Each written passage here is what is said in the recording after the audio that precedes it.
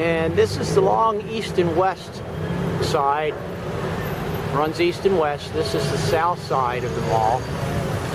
And there are, this is a PUJ stop, public utility jeepney, multi-cab, minibus, whatever you want to call them. But from here you can get the multi-cab that goes to Ayala. It costs 8 pesos, and depending on traffic, takes about 15 minutes to get. See, this is where you get the 03Q bus going to Ayala.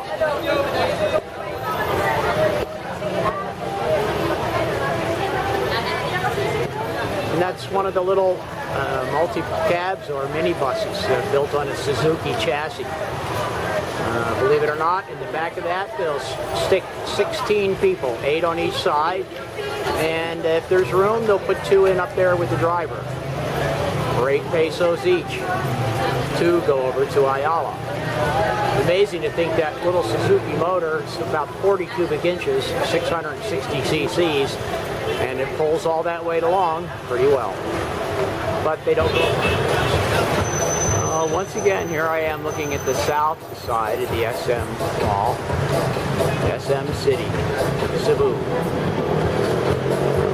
That over there is the second entrance. The one I'm standing on is one other entrance. So there are 2 entrances on this south side.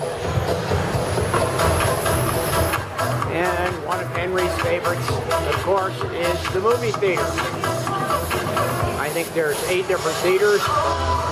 They don't always have 8 different movie showing, but if they're not absolute first-run movies showing in the IMAX theater, it can be quite inexpensive. And it's a nice place to go in and cool off and have some fun watching a new movie. And this, once again, SM City Cebu, the big mall. This is the very fancy main entrance on the north wing. And the whole side along here on the ground floor is lined with specialty little restaurants, food shops, bakeries. There's a Starbucks over there in the corner. You can see tons of cabs coming in here. If you don't want to cram yourself into the minibus back and forth between here and Ayala, you can get the cab.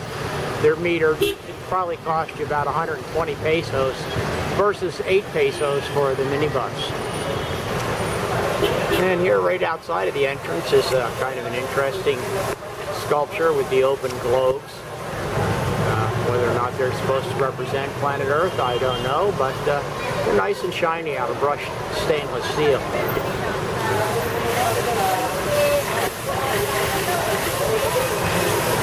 All the entrances have guards, and they check your bags, give you a light pat down to make sure you're not carrying heat into the store. Look in your bags to make sure you don't have any banned items. So when you come the first time to one of these big malls, don't get freaked out when they check your stuff, give you the light pat down. In fact, if you're lucky, the person that does the pat down might be an attractive rent-a-cop. Well, here I am, just inside the entrance doors. And I'll tell you, these malls are every bit as big and as fancy as anything I've ever seen in the United States. And often, on a day like today, Sunday, quite a bit lively. There's a big crowd here, a lot of people all over the place. You can see the 2 stories, all kind of clothing stores and various other items for sale. Over there, they're having a special little showing of dresses that are manufactured here in the Philippines. I wonder if they got any models over there wearing them. I'll have to check that out.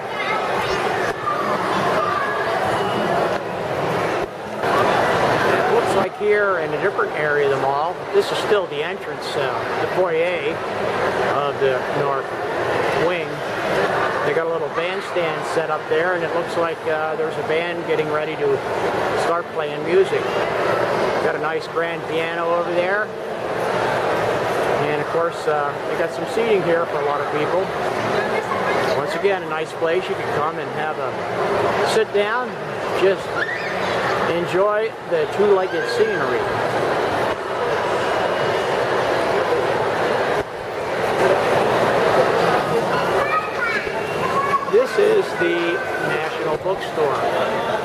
It's a big chain in the Philippines, and you'll find one in virtually every mall around the country. There is an advantage. They have hardbacks, paperbacks, periodicals, quite a bit of school supplies. I'm going to go inside there and see if I can't find a map. One of the maps that I bought when I first got here. And if you're going to be in Cebu at least, it's a very worthwhile thing to have.